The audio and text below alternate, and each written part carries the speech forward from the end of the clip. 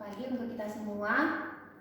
Hari ini kita kembali akan membahas ataupun mendemonstrasikan tentang cara pertolongan bayi yang mengalami asfiksia. Ya, pertolongannya itu disebut dengan resusitasi pada bayi baru lahir. Jadi untuk resusitasi ini kita menggunakan dua langkah. Yang pertama itu resusitasi awal, kemudian yang kedua resusitasi lanjutan dengan menggunakan alat BVM, ya, atau disebut istilahnya dengan VTP atau ventilasi tekanan positif, seperti itu ya. Kemudian yang pertama kita lakukan adalah perkenalan alat dulu ya. Apa saja alat yang digunakan untuk melakukan pertolongan bayi dengan asfiksia atau melakukan resusitasi pada bayi baru lahir. Untuk alat-alat ini sebenarnya sudah disiapkan sebelumnya ketika kita akan mempersiapkan persalinan normal ya, melakukan asuhan persalinan normal. Jadi ini sebenarnya sudah ready ya. Jadi mau pasiennya itu tidak ada tanda-tanda untuk bayi asfiksia ataupun tidak, itu alatnya ini tetap harus kita siapkan ya. Yang pertama itu adalah ada istilahnya 60/60/60. Artinya di situ apa? Kita siapkan alat-alatnya ini ya, 60 tempat tidur ini jaraknya kita menggunakan lampu dengan jarak 60 cm yang sudah kita hidupkan selama 60 menit ya. Jadi ini nanti tempatnya sudah hangat. Jadi nanti ketika bayi misalnya mengalami asfiksia, tidak sedang menangis, tempat resusitasi ini sudah bisa langsung kita pakai, seperti itu ya. Kemudian apa alat-alat lain yang kita perlukan untuk pertolongan resusitasi? Yang pertama itu adalah BVM ya. Ya, ini kita gunakan untuk yang bayi ya, bukan yang untuk dewasa. Ini ada dua jenis. Jadi kita lihat dari diameter untuk sungkupnya ini. Kalau untuk orang dewasa dia lebih besar dia, seperti itu ya. Kemudian apa lagi yang kita perlukan? Di dalam bak instrumen itu ada, ini sebenarnya bak instrumen untuk APN ya, tetapi di dalamnya itu sudah kita sediakan dili ya atau penghisap lendir, kemudian kasa ada di dalam, dan handscoon. Ini untuk alat-alat yang kita gunakan untuk pertolongan persalinan normal. Jadi satu set ya di dalam ya. Kemudian apalagi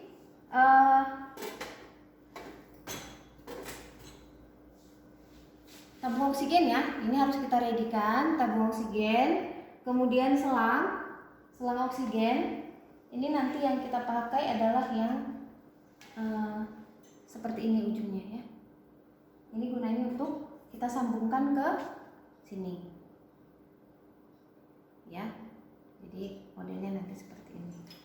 Kemudian apalagi ini stetoskop ya. Stetoskop ini nanti diperlukan untuk menghitung frekuensi jantung bayi ya, apakah memang sudah dalam batas normal atau masih di bawah normal. Ini nanti akan kita selalu menggunakannya ya. Kemudian kain ya.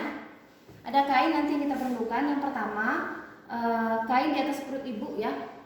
Ini sudah yang dipakai waktu menolong persalinan ya. Ini sudah ready. Kemudian kita siapkan lagi di sini satu kain di atas ini, ya. Kemudian ada satu kain ganjelan di sini untuk mengganjal bahu, ya. Kemudian satu lagi di bawahnya, seperti itu. Jadi nanti kalau ini sudah basah kita ganti, nanti akan dilanjutkan dengan kain yang di bawahnya. Kemudian apa? Topi bayi ya. Selanjutnya nanti akan kita gunakan. Kemudian alat lain yang penting harus kita siapkan itu adalah jam dengan detik ya. Atau kalau misalnya kita tidak memiliki jam tangan seperti ini, lebih bagus lagi sebenarnya jam dinding ya. Jadi pandangan kita itu terbantu. Kalau ini kan kesannya lebih kecil ya, seperti itu. Tapi kalau tidak ada tetap ini kita siapkan untuk. Tapi yang ada detiknya ya. Kemudian APD ya. Alat pelindung diri itu wajib tetap, karena kan sebenarnya ini kelanjutan dari pertolongan persalinan normal sebenarnya ya. Jadi begitulah untuk persiapan alat yang harus kita persiapkan ketika kita mau melakukan resusitasi, ya. Kita langsung mulai ke tindakan. Yang pertama kita ini ya, menggunakan APD dulu. Ya, ingat ya, ini sebenarnya lanjutan dari APN ya. Jadi tidak ada khusus untuk tindakan seperti ini, tidak. Ini lanjutan dari APN. Ya, ketika misalnya kita sudah mau menolong persalinan, sudah ada tanda gejala skala 2, kita kan langsung menggunakan APD ya.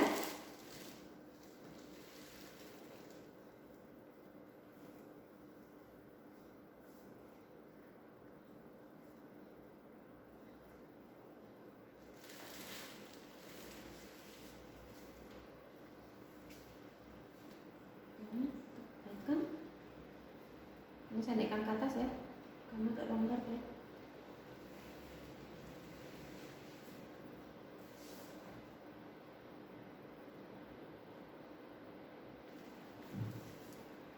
Kemudian kita menggunakan masker ya. Selanjutnya kita mencuci tangan dengan 6 langkah. Kemudian setelah itu kita menggunakan handscoon.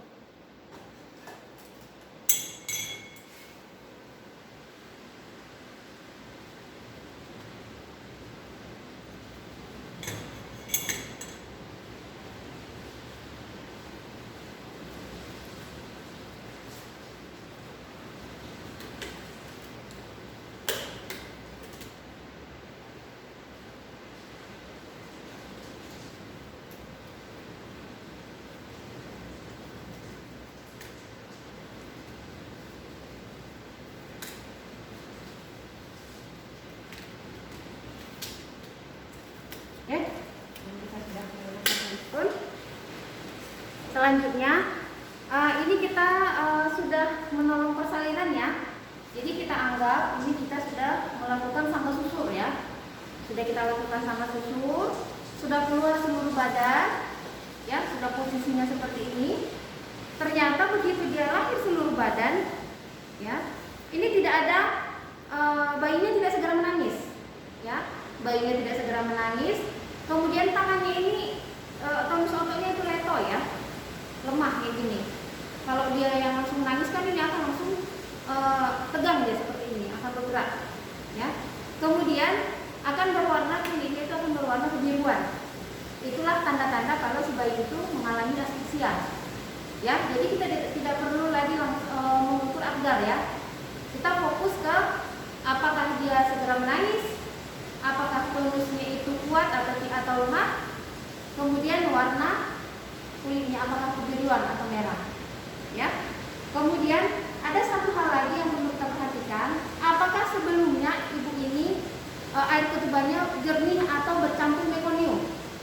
Itu nanti akan sangat berisiko untuk bayinya mengalami asfiksia ya. Jadi kita perhatikan dulu ketika sebelumnya kita misalnya sudah melakukan amniotomi atau memecahkan ketuban, ternyata ketubannya itu bercampur dengan mekonium ya, maka kita harus memprediksi bayinya akan mengalami asfiksia seperti itu ya. Kemudian apabila tadi bayinya sudah kita nilai seperti ini, ternyata dia mengalami asfiksia, langsung kita letakkan ke meja resusitasi ya. Kita angkat seperti ini, langsung kita letakkan ya. Langsung kita tutup seluruh badannya. Ini kita pasang topi ya. Kita akan melakukan resusitasi awal ya. Resusitasi awal ini kita lakukan selama 30 detik ya, 30 detik. Dan ada istilahnya kita sebut dengan jaikal atau haikal ya. Jadi itu merupakan singkatannya. Kalau dia J atau H, itu artinya kita harus menjaga kehangatan bayi ya. Jadi langsung kita tutup, badan bayinya, kita tutup kepalanya,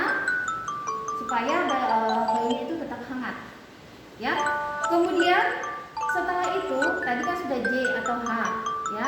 Baru kita masuk ke A. A itu adalah atur posisi, ya. Kita atur posisi si pasien, si bayi ini supaya dia posisinya ekstensi, ya. Ekstensi. Jadi kain tadi, kain pengganjal ini fungsinya untuk memposisikan supaya bayinya ini mengalami ekstensi, supaya jalan nafasnya terbuka, ya. Karena kalau dia seperti ini, fleksi seperti ini, nanti ditakutkan saluran pernapasannya itu tidak lancar. Makanya kita atur posisi, ya. Kemudian setelah kita atur posisi, kita kemudian menghisap lendir, ya. Kita menghisap lendir menggunakan dili, ya. Menggunakan dili. Kita dekatkan alatnya ke sini, ya. Kemudian kita isap lendir. Kita menghisap lendir dari mulut dahulu, ya. Kita masukkan. Jadi cara menggunakannya kita tekan dulu. Jangan di dalam kamu tekan, ya. Kita tekan dulu seperti ini. Namanya kita mau menyedot, ya, supaya ketarik dia keluar. Makanya seperti ini dulu. Ketika kita lepaskan ini, maka lendirnya akan masuk, akan naik. Seperti itu dia, ya. Jadi kita sedot ke mulutnya, ya. Kemudian kita buang. Ya, kita perhatikan sambil kita lihat mulutnya. Kita buang. Kemudian setelah dari mulut, kita masuk ke hidung, ya. Tekniknya juga tadi sama. Kita masukkan, ya. Ya, kemudian sampai bersih, ya. Sampai bersih mulutnya dan hidungnya dari lendir-lendir, ya. Itu tadi untuk I, ya. Kemudian setelah I, baru kita masuk ke K. K itu apa? K itu kepanjangannya adalah keringkan bayi, ya. Jadi di sini kita akan mulai mengeringkan bayi sambil kita memberikan sedikit tekanan, ya, sedikit tekanan dan rangsangan taktil. Sudah? Jadi kita melakukan pengeringan kepala dari kepala dulu. Ya, kita mulai mengeringkan. Ini kayaknya ada. Oke. Sampai kering, ya. Sudah, kita keringkan.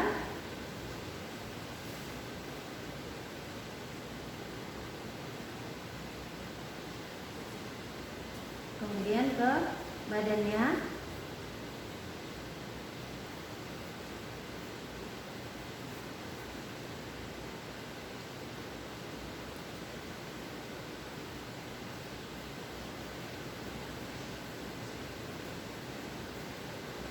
Sambil kita melakukan rangsangan taktil, ya. Digosok, seperti digosok-gosok sambil ditekan dan dikeringkan, ya. Kemudian sebelah ini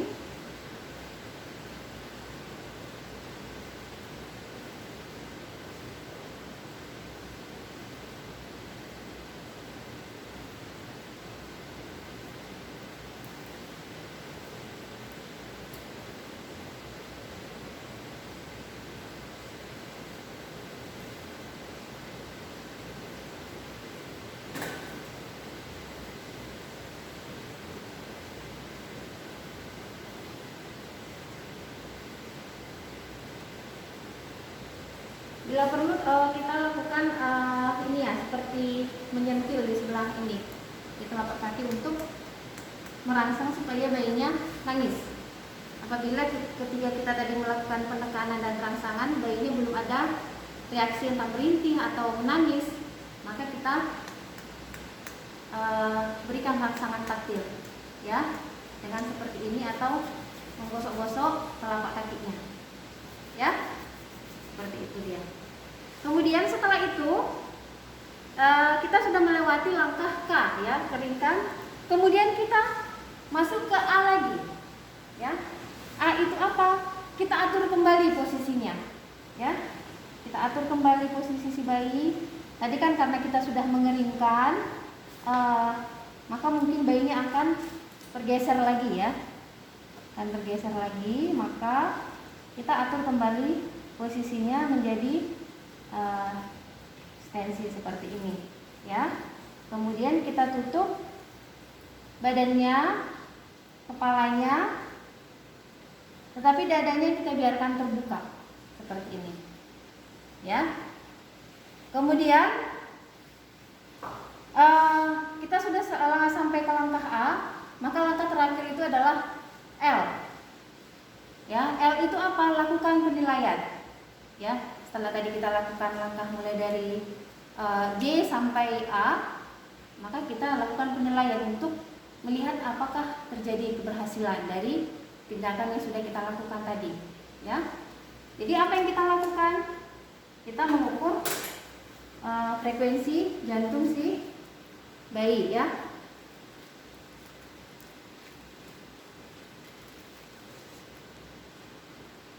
Sambil kita melihat apakah bayi itu memang sudah bernapas spontan ya. Bernapas spontan itu ditandai dengan bayi itu sudah langsung segera menangis gitu ya. Sambil kita menilai frekuensi jantungnya, apakah masih kurang dari 100 kali per menit ya. Kemudian untuk pernapasannya apakah masih kurang dari 40 kali per menit. Kalau memang bayinya itu tadi sudah langsung menangis. Tetapi kalau masih sudah sampai kita lakukan langkah ke ini, yang terakhir itu melakukan penilaian, ternyata bayinya itu tetap tidak menangis ya, tidak berhasil resusitasi awal yang kita lakukan, maka kita akan masuk ke resusitasi lanjutan ya, yaitu dengan melakukan VTP atau ventilasi tekanan positif ya. Bagaimana caranya? Kita lakukan ventilasi dengan menggunakan BVM ya. Ya, ini back valve mask. Ya, ini. Bagaimana caranya? Kita cek dulu apakah ini memang sudah berfungsi dengan sempurna. Caranya bagaimana? Ini kebetulan sudah terpasang semua ya. Jadi pertama kita pasang dulu. Kalau ini tadi terpisah, kita pasang dulu. Kita cek dulu apakah memang di atas ini dia terbuka mulutnya, ada dia seperti katup ya, nampak? Nah, ini berarti dia, kalau dia terbuka seperti ini berarti dia berfungsi dengan baik ya. Kemudian bagaimana caranya kita mengecek lagi? Kita cek ke kulit, jangan ke sini, ini nggak akan bisa kita rasa ya, ke kulit. Kalau memang terasa anginnya di sini, waktu kita tekan seperti ini, berarti memang dia berfungsi dengan baik. Nah, itu yang pertama. Kemudian yang selanjutnya kita cek, kita coba dulu sekali ke mulut si bayi ya. Kita coba sekali. Tangan kita memegangnya seperti ini ya, kayak bentuk huruf C, memegang di sini. Nah, tangan yang 3 lagi itu memegang dagu. Ya. Jadi posisinya seperti ini. Kita tempatkan ini menutupi hidung dan mulut sampai ke dagu. Ya. Seperti ini. Ya. Baru setelah itu kita lakukan percobaan. Ya. Kita coba dulu. Kalau memang ternyata ini dadanya mengembang, nih. Nah, berarti pas posisi kita ini ke mulut posisi BVM ini ke mulut si bayi itu berarti pas. Kalau dia tidak pas, dia nanti akan seperti ini. Nah, nggak ngembang dia. Misalnya ada keluar angin di sini, ini tak akan ngembang. Dan ada kedengaran angin di sini keluar. Itu dia kalau posisinya tidak tepat. Ya, oke. Sekarang ini ternyata posisinya sudah tepat, ya. Nah, sudah tepat ya posisinya. Ya, ini. Kalau sudah tepat ini gak usah diangkat-angkat lagi, ya. langsung kita lakukan VTP itu sebanyak 20 kali dalam waktu 30 detik. Ya.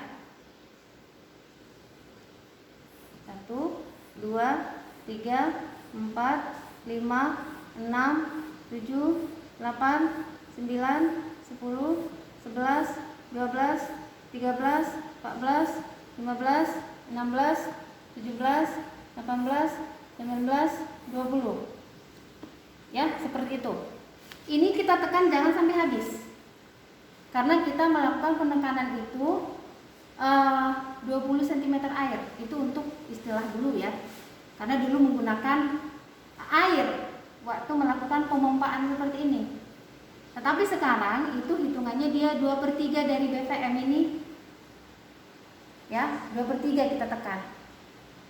Ya, 2/3 artinya segini. Kita bagi 3 ini kan. 1 2 3. 1 2 3 kan bagi 3, berarti nanti kita tekan sampai ke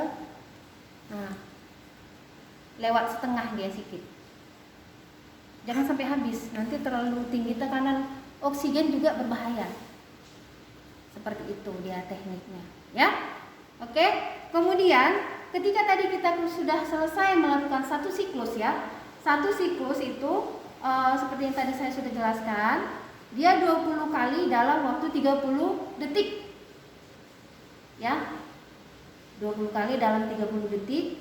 Kita lakukan penilaian. Apakah bayinya sudah bernapas spontan atau sudah menangis? Ya. Kalau tidak ada juga perubahan, kita lakukan ulang seperti yang tadi. Tetapi ini kita sambungkan oksigen. Ya. Kita sambungkan oksigen. Kemudian kita pasang kita pasang oksigennya itu sebanyak 2 liter ya. Ya, 2 liter, iya, 2 liter ya. Kemudian kita lakukan ulang seperti yang tadi, ya. Kita pasang 2, 3, 4, 5, 6, 7, 8, 9, 10, 11, 12, 13, 14, 15, 16, 18, 19, 20. Ya. Kita nilai lagi. Ya, kita nilai apakah memang si bayinya itu sudah menangis. Kemudian apabila dia menangis, apakah frekuensi jantungnya sudah di atas 100. Ya. Kita cek. Ya, kita hitung ya. Kemudian kalau yang kedua ini juga tidak berhasil, kita lakukan sekali lagi. Ya, kita lakukan sekali lagi dengan teknik yang sama seperti tadi. Kita lakukan satu siklus lagi 20 kali dalam 30 detik. Ya. Tapi sambil kita siapkan untuk rujukan ya. Karena kalau sudah 3 kali kita lakukan, itu tidak bisa lagi wewenang kita ya, itu sudah wajib harus kita lakukan atau persiapkan untuk rujukan. Ya.